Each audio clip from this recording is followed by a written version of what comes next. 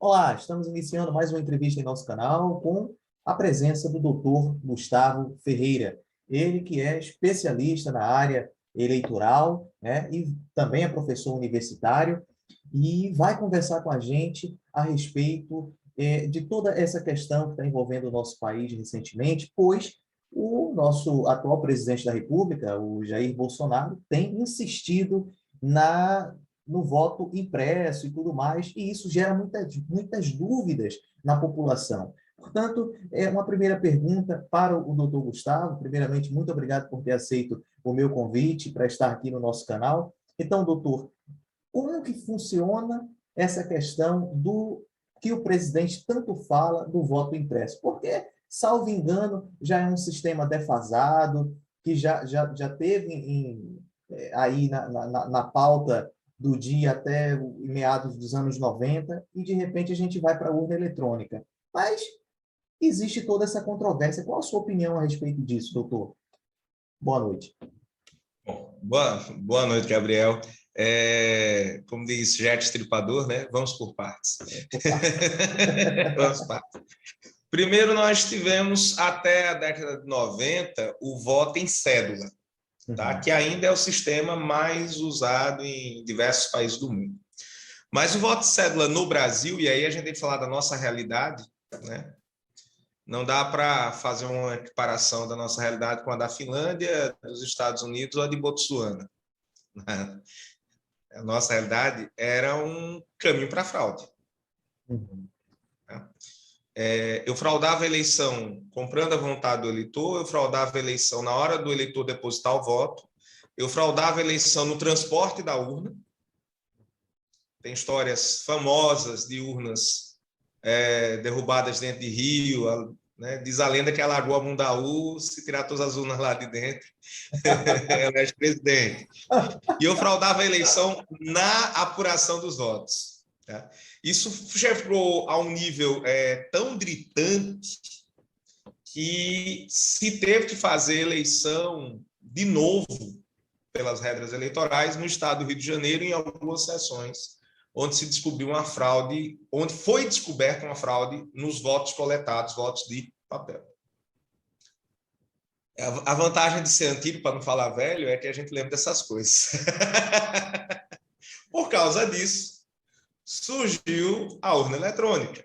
E a primeira eleição por urna eletrônica foi em 1996. Alagoas também tinha tido um problema similar em 92, e teve que fazer votação em algumas, revotação, né, em algumas cidades. Alagoas, em 96, foi um dos lugares escolhidos, né, para ter seu teste da urna eletrônica.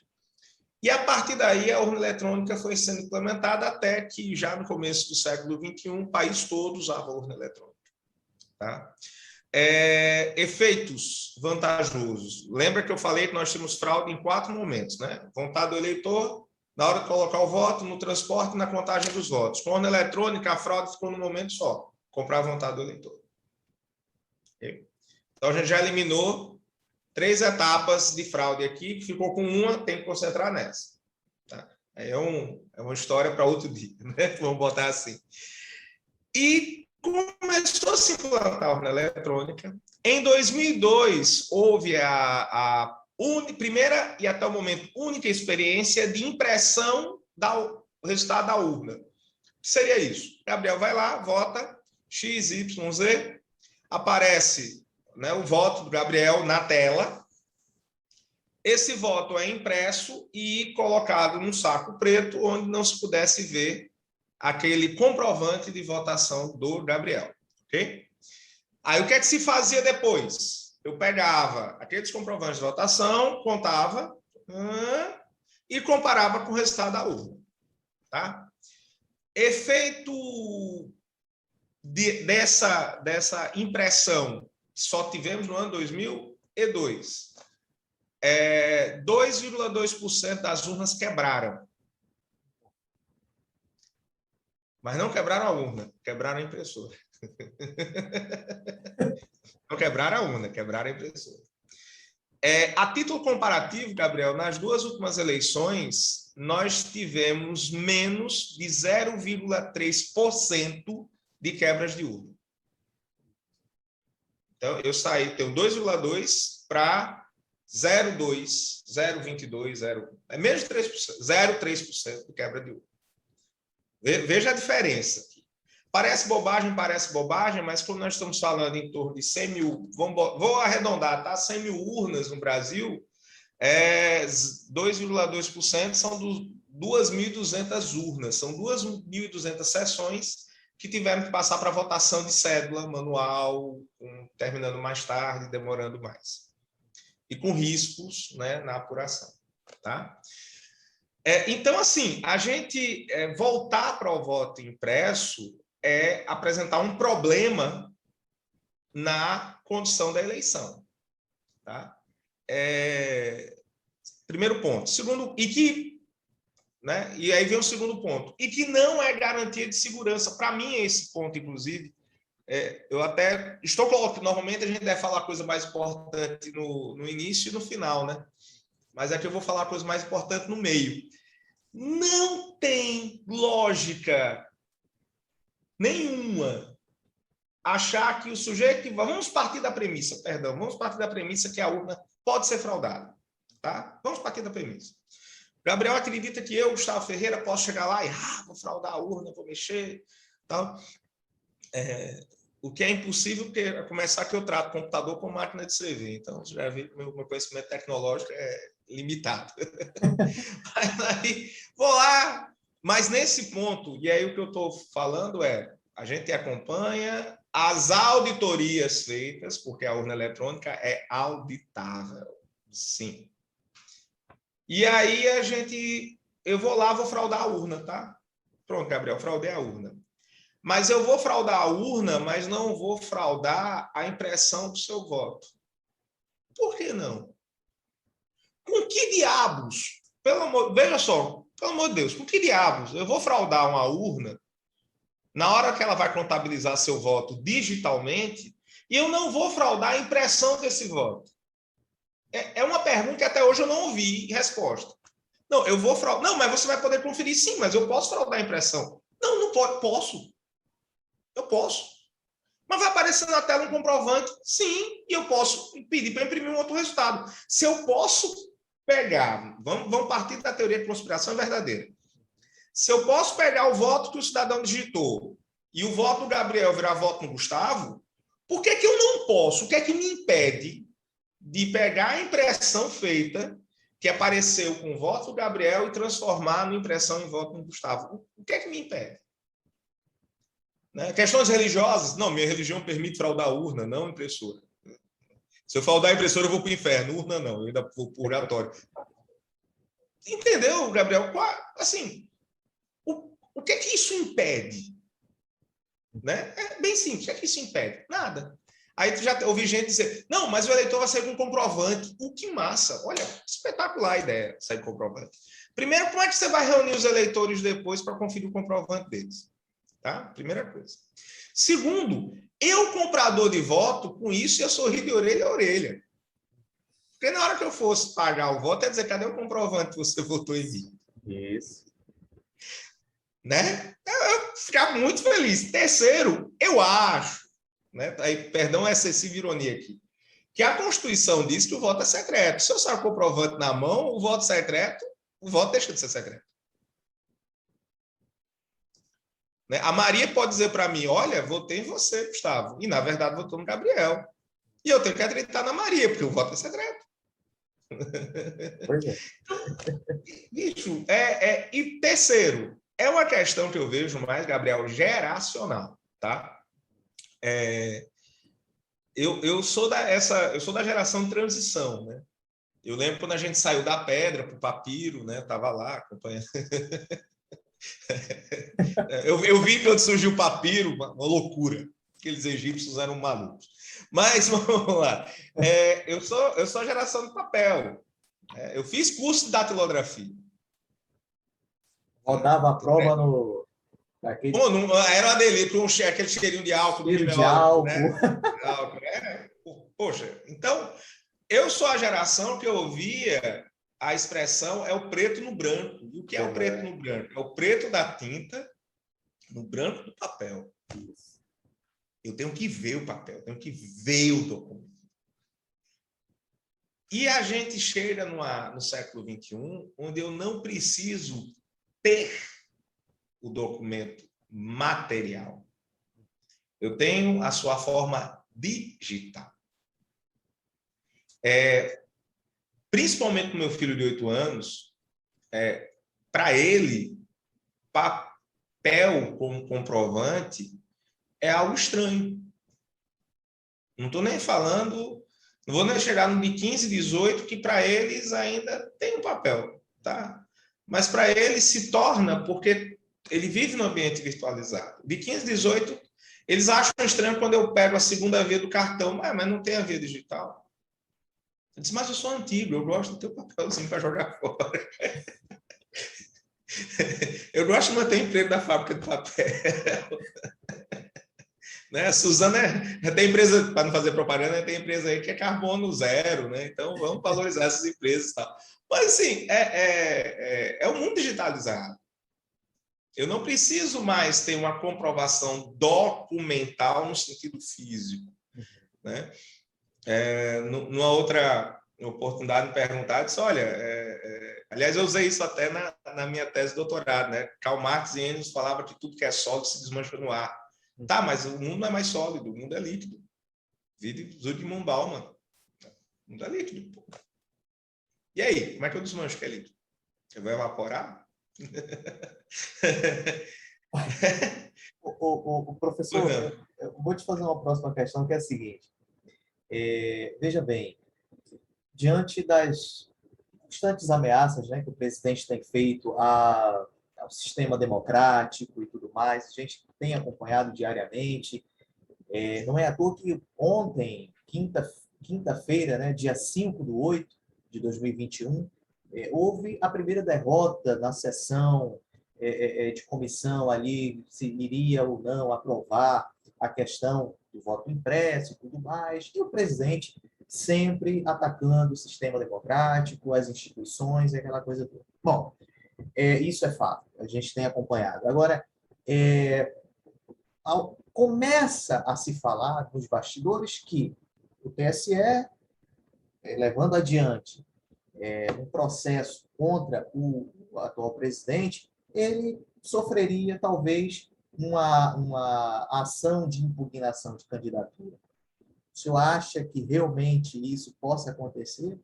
Ou uma ação de impugnação de registro, enfim? Vamos dividir, né, por partes, né? Só desse modo. Primeiro, o discurso contra o sistema de apuração é uma cópia do discurso que foi feito pelo Donald Trump no ano passado, 2020, nos Estados Unidos. Tá? E é um discurso preventivo. Se eu ganhar, eu ganhei, apesar do sistema ser contra mim. Se eu perder, eu perdi, porque o sistema roubou as eleições. Tá? É como aquele torcedor do time de futebol, que o time, quando ganha, foi contra tudo, contra todos. E quando perde, é porque todo mundo estava contra ele. Né? Então, nas devidas proporções, essa lógica dos jogos de futebol foi que entrou na política. Tá? E é o que se está fazendo. Olha, né? Até porque é estranho um presidente que ganhou uma eleição dizer que o sistema que deu êxito a ele nessa eleição é um sistema que fraudou, ou seja, fraudou para ele ganhar. Foi isso? Né? Assim, o exemplo feito em relação à eleição de Dilma e Aécio é um exemplo. Estávamos em horário de verão, ponto 1, né? Então, houve diferença na coleta de dados. O pessoal esquece disso. Centro-Sul estava uma hora adiantado. Centro, o Sul, Sudeste, Centro-Oeste. Estava uma hora à frente. E nos estados onde a crise econômica já chegou, a Aécio ganhou. Então, Sul, São Paulo, Espírito Santo, Centro-Oeste, o Aécio ganhou. Nos estados onde a crise econômica ainda não tinha batido, 2014, estamos em 2014, tá? A Dilma ganhou. Norte, Nordeste, Minas e Rio de Janeiro. O Rio votou em peso na Dilma. Minas, terra do Aécio, votou na Dilma. Terra dos dois, né? Vou botar assim. Votou na Dilma. Então, por quê? Aí você vai fazer análise com os dados econômicos. Quem já estava sentindo os efeitos da crise, oposição.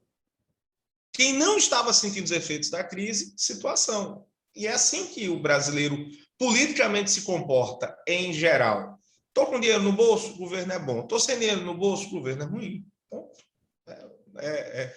com algumas variações que a gente sempre tem, né? Toda generalização é perigosa e ruim, mas a gente está falando aqui da média do cidadão brasileiro é essa. Se o governo conseguir melhorar a situação econômica ano que vem, ele se reelege. Se ele não conseguir, ele perde. É muito simples. É fato. É fato. Principalmente a eleição do presidente. Então, essa é a primeira etapa. Segundo, uma eventual impugnação da candidatura do atual presidente, eu acho, a opinião, a não ser que haja um ato muito mais grave e uma vontade de celeridade num processo de apuração, eu acho complicado, porque para tornar alguém inelegível, tá? Eu vou dividir essa segunda resposta em duas. Para tornar alguém inelegível, eu preciso ter, pelo menos, a condenação de um órgão colegiado. Em tese, para quem ocupa cargo que tem foro privilegiado, caso do presidente da República, isso é mais fácil. Porque o órgão colegiado, no caso dele, é o STF, é o TSE. Ao invés de ter uma primeira instância, um juiz singular, ele já começa a primeira instância dele sendo um órgão colegiado, o que pode gerar isso. Mas aí você tem ritos processuais, tem oitiva de testemunha, foi aberto o inquérito, tem que ser formalizada a denúncia pela Procuradoria-Geral Eleitoral, né? Tem que ouvir. Aí, numa dessa, vamos ser muito francos, né? A gente é advogado, aí vai ouvir testemunha, vai ouvir não sei quem, vai dar o canto. A videoconferência ajuda, mas vai ter que ouvir, vai ter instrução. Não é impossível, tá, Gabriel? Ter uma decisão daqui, estamos em 6 de agosto de 2021, até antes do período eleitoral, começa oficialmente dia 16 de agosto de 2022. Não é impossível, mas para a gente que é do direito, a gente sabe que um ano, às vezes, é um espaço curto. Mesmo na justiça eleitoral, que é uma justiça famosa por sua celeridade. Tá? Agora, o pessoal vê inelegibilidade ele não ser candidato. Tá? Essa é a primeira etapa. Eu acho mais complicado. Não acho impossível, mas acho mais complicado. Agora vamos para a segunda etapa. Você não perguntou, mas eu vou me perguntar. E poderia haver uma outra punição? Sim, aí sim. Inclusive punição de multa, de restrição de propaganda, sanções econômicas mais rígidas, retirada de material do ar, e até, no caso mais grave, ganhar a eleição ou perder a eleição e ficar inelegível na sequência. Em ganhando, não só inelegível, perdendo o mandato. Eu acho mais possível, acaso for mantida durante a campanha esse tom beligerante, esse tom que passa informações equivocadas, tá? Que você não possa vir a ter uma sanção durante o período eleitoral. E não dá para comparar com os Estados Unidos, por favor, porque os Estados Unidos não têm justiça eleitoral.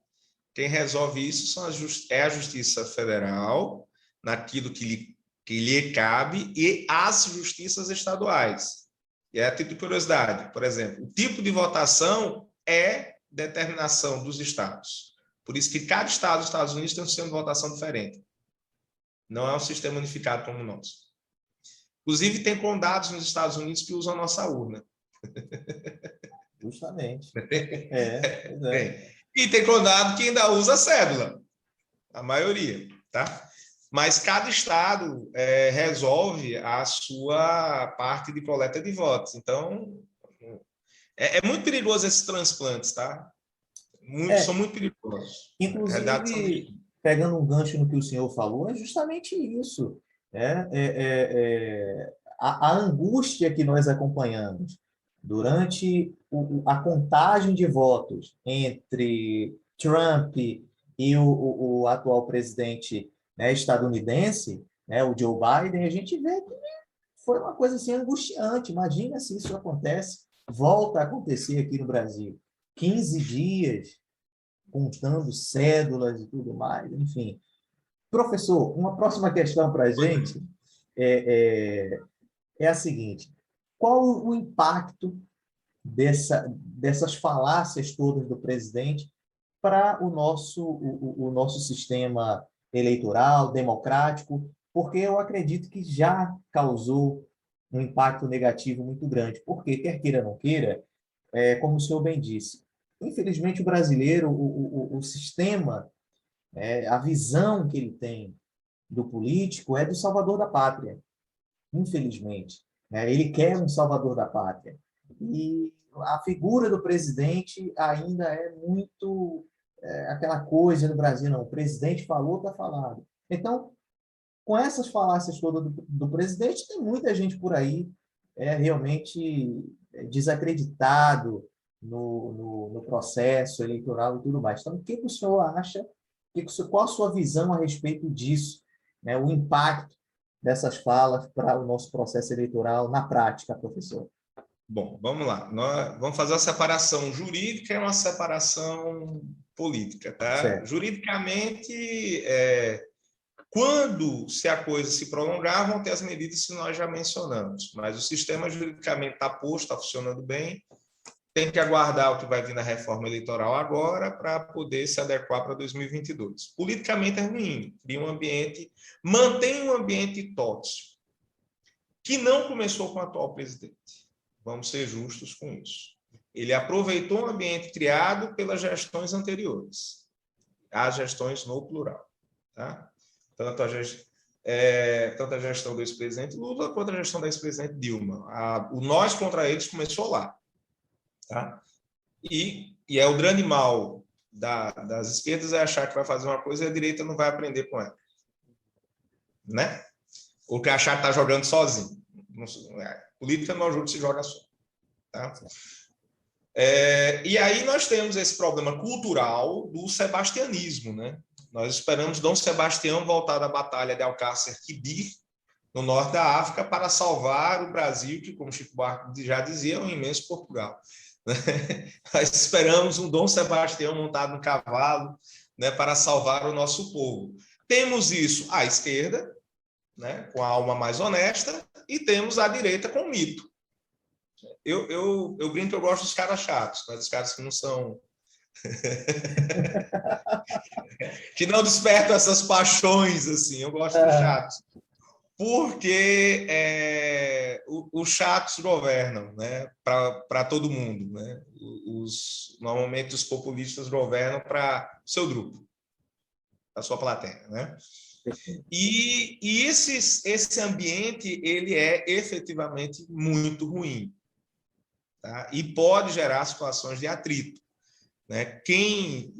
Assim, não acredito numa ruptura institucional, mas não duvido de pontos de conflito, como aconteceu, por exemplo, nos Estados Unidos com a invasão do Capitólio.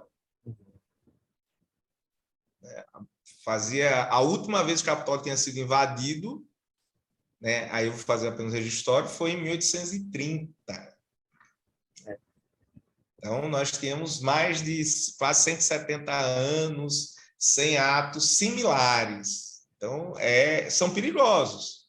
Né? Não acredita na ruptura, mas o preço da segurança é a vigilância constante. Né?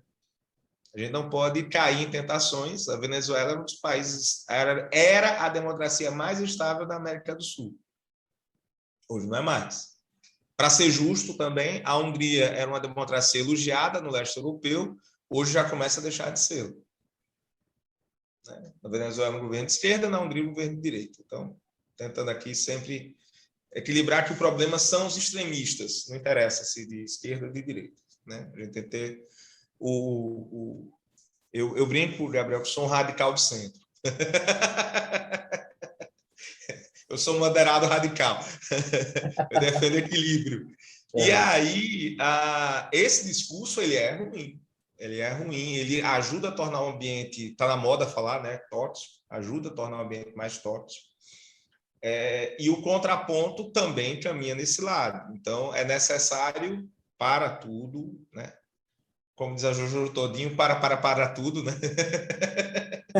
Para tudo.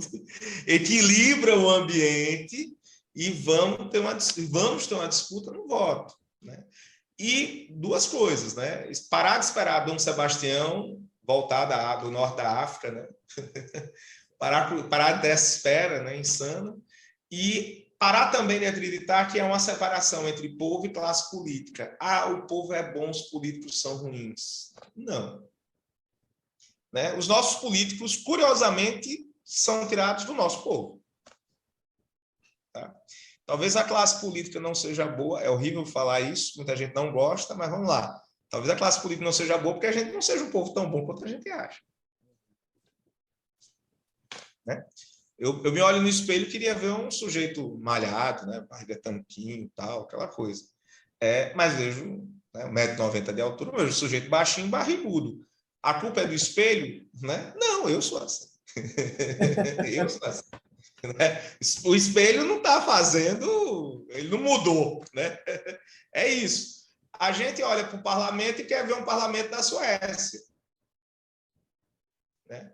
Mas peraí, o parlamento é o reflexo do Brasil, no que tem de melhor e no que tem de pior também. Tem de tudo no Congresso brasileiro. De gente correta, tem gente correta, de gente honesta, de gente trabalhadora, de gente inteligente, de gente burra, né? De gente folclórica, de gente que é bandido. E o povo brasileiro é isso, é gente correta, gente honesta, gente bandido.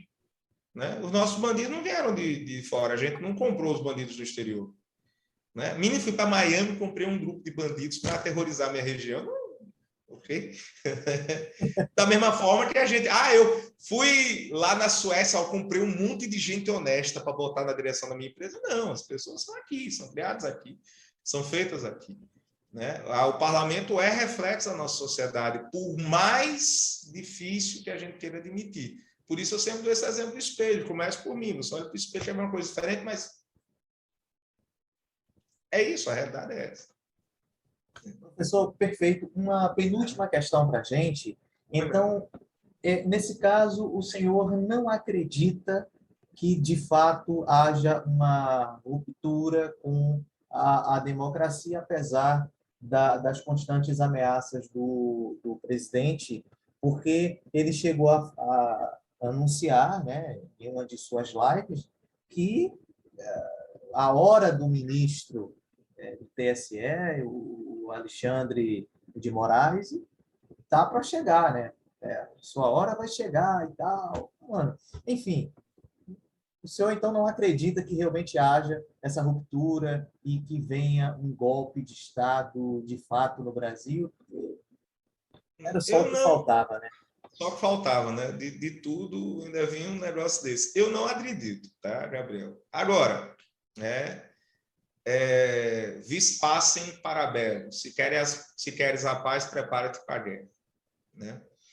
Professor, então, me desculpa atrapalhar o senhor. O senhor não acredita, no caso, seria por conta da proporção territorial do Brasil? Se o Brasil fosse um país pequeno, talvez fosse mais fácil dar esse golpe, né? O senhor acredita que seja por conta disso também? Eu acredito que é mais pelas instituições que nós conseguimos formar. É interessante dizer isso. Tá? Nós conseguimos amadurecer institucionalmente. E aí, quando eu falo institucionalmente, a gente está falando do Poder Executivo num todo, não é só o governo federal. Existem funcionários do Poder Executivo que caminham, que trabalham institucionalmente. Inclusive, no atual governo, nós temos ministros que respeitam as instituições, que cumprem com as regras, que fazem o seu trabalho.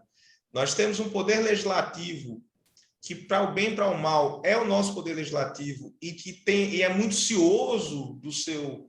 tornou-se muito cioso do seu papel de um tempo para cá. É curioso dizer que quem ajudou nessa recuperação, não estou dizendo as motivações dele, mas é o fato, né? Foi o Eduardo Cunha, né? Foi quem fez o parlamento lembrar que a gente é poder. Mas ele queria, não estou entrando nesse mérito, que ele queria que deixar aquele, mas ele lembrou o parlamento brasileiro que o parlamento brasileiro é poder. Que estava meio esquecido em Fernando Henrique, em Lula e Dilma. né? O parlamento esqueceu que era poder. Ele é poder, né? Nós temos um poder judiciário que nem tudo que o judiciário decide, evidentemente, a gente concorda. Tem aquela brincadeira da gente que é advogado, né? O STF é o último a errar, né? Mas que funciona, né? Que se organiza, que erra, evidentemente, e corrige os erros. Às vezes não corrige, mas está aí funcionando. Nós temos um governo civil muito bem estruturado, né? Isso conseguiu ficar muito claro nos últimos anos, uma administração pública no âmbito federal organizada, no âmbito dos estados, aqui e ali com diferenças, evidentemente, também organizada. Nos municípios é um pouco mais difícil, mas mesmo assim a gente começa a ter nos municípios uma burocracia até pequena, mas ciosa do seu dever, de que tem que cumprir, tem que fazer os compromissos. Nós temos, nas Forças Armadas, uma postura muito mais institucional, né? Eu acredito até, eu faço até uma brincadeira, né? A Constituição de 88 fez um grande empenho na democracia brasileira a dar o voto aos militares, porque até a Constituição de 88, o militar não votava. A partir da ditadura militar de 64, foi que os oficiais começaram a votar, mas os soldados e suboficiais não votavam. E aí, o que é que os militares faziam quando não votavam, né? Tramavam contra o regime. Passaram a votar, estão participando do processo, lançam candidatos, lançam nome, elegem pessoas. Então, assim, a Constituição de 88 fez um grande bem para todo mundo. Aí dizer, não, militar vota. Aí, né? Vamos lá. Tem que participar do processo democrático. E eu vejo uma postura muito mais institucional em defesa do funcionamento do sistema, inclusive dentro das Forças Armadas. Claro, exceções tem todo canto, em todo lugar do mundo. Tem gente nos Estados Unidos que é contra a democracia, né? Tem gente que acha que a democracia é ruim, lá dentro dos Estados Unidos, né? Que é o berço da nossa democracia ocidental, né? Moderna, né? O berço da democracia ocidental moderna lá, né? É o regime estadunidense. E evidentemente, todo canto vai ter civil que acha que uma ditadura é o melhor governo, e tem militar que, a maioria, aliás, que acha que o regime democrático funciona muito bem, e que militar para ser militar, exercer suas funções institucionais em defesa do Estado. Mas política é outro cenário. Então, eu confio nesse funcionamento institucional, mas isso não quer dizer que, então deixa para lá. Não, as medidas têm que ser tomadas contra quem quer que seja.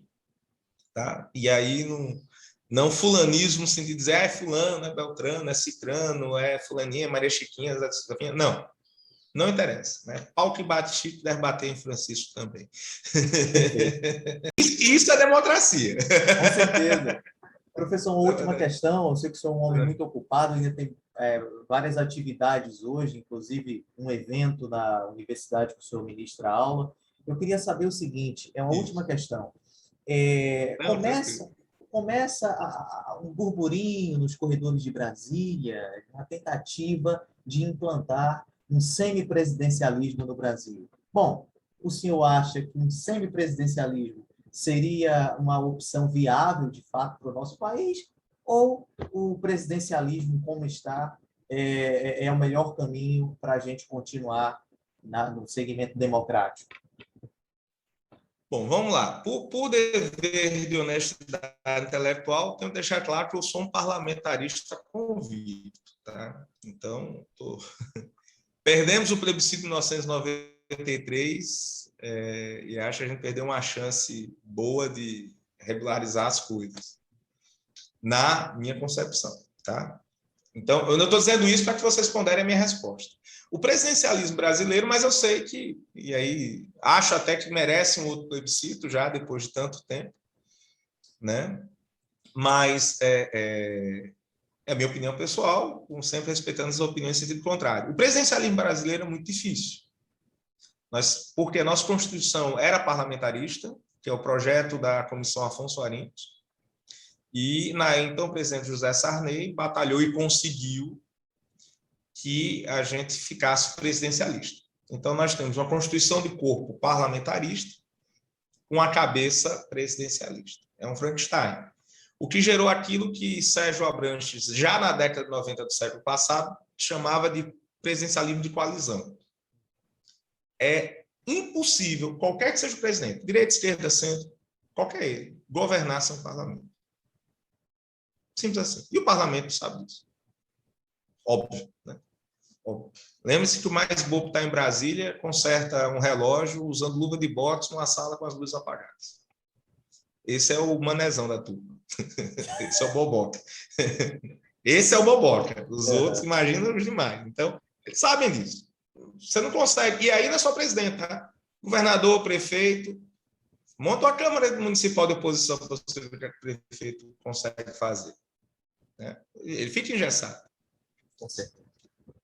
Essa é a verdade. Então, talvez, dentro desse contexto, o semipresidencialismo seja uma forma interessante. Mas, Gabriel, qual é o problema? As pessoas não entendem, em sua maioria, o que é o semipresidencialismo.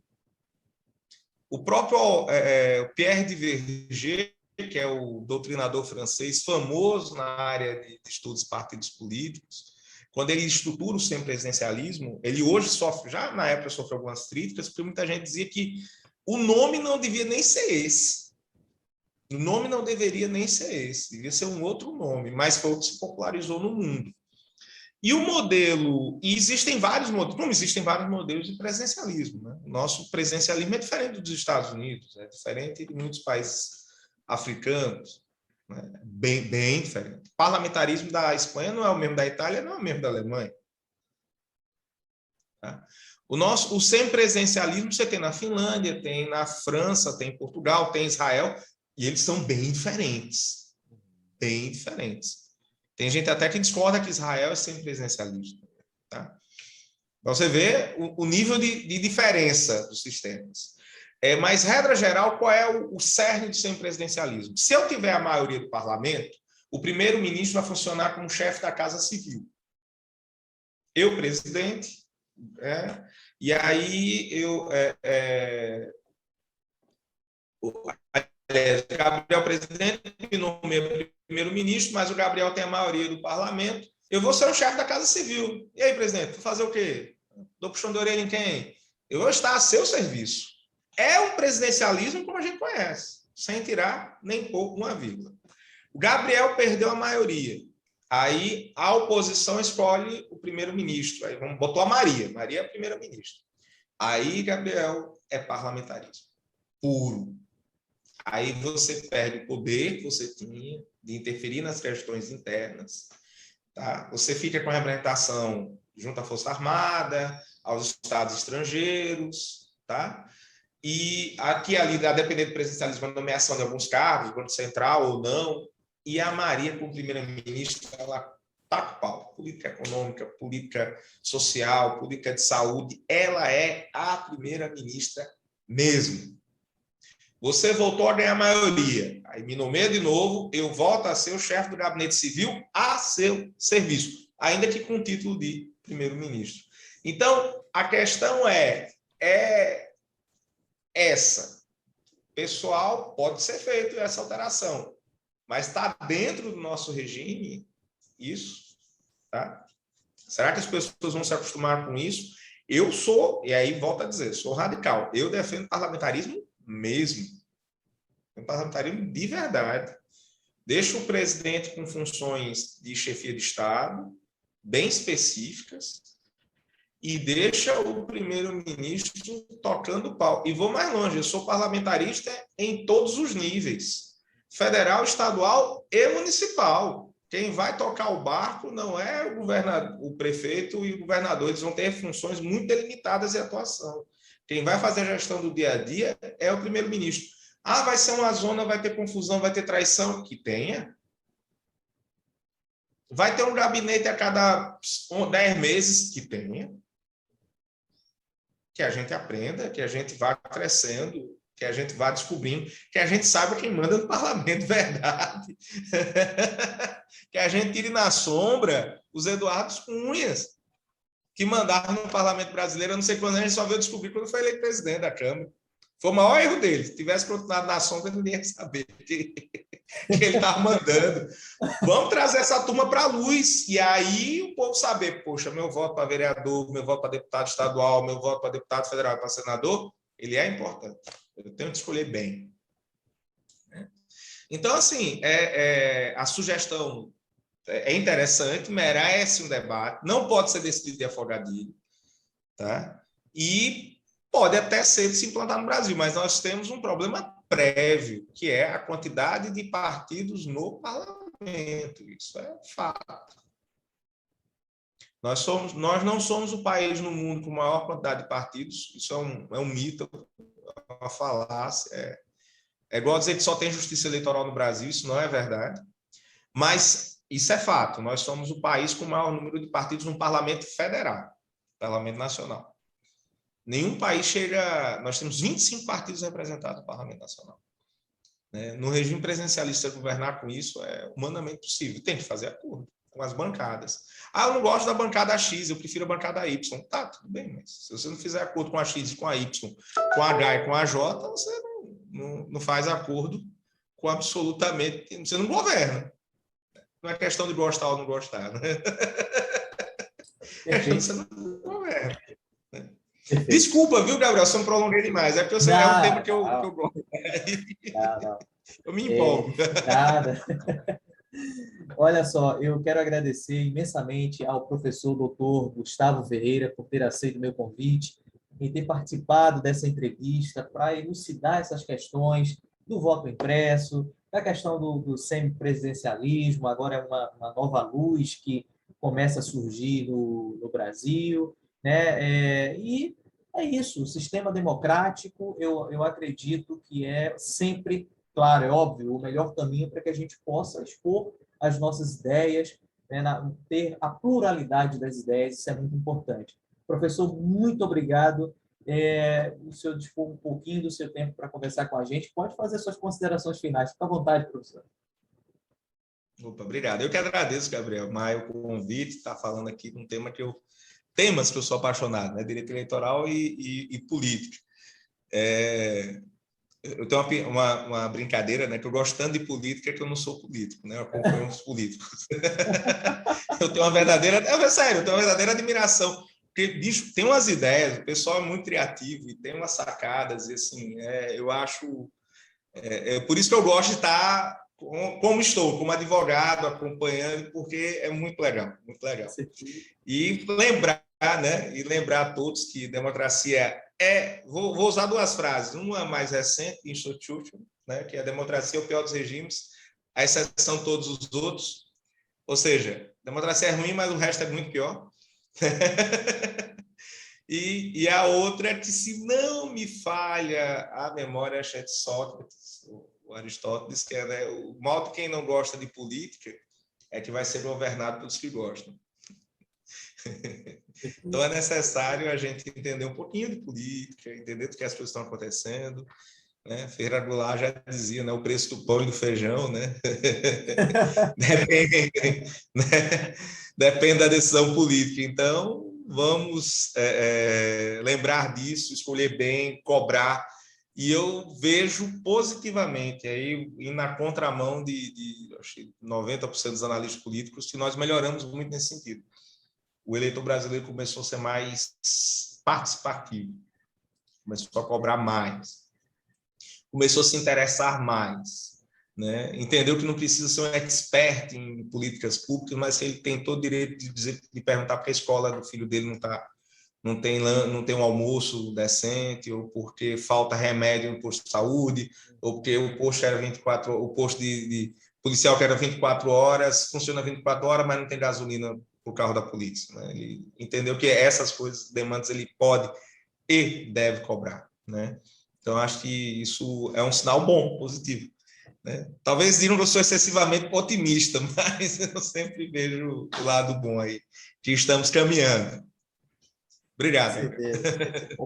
Obrigado, professor. Um grande abraço, fica com Deus. E fica aqui registrado o convite para um próximo encontro futuramente, se Deus quiser. Grande abraço, professor. Fica com Deus. Obrigado. Será um prazer estar aqui de novo. Forte abraço, Gabriel. Forte abraço. Tchau, tchau.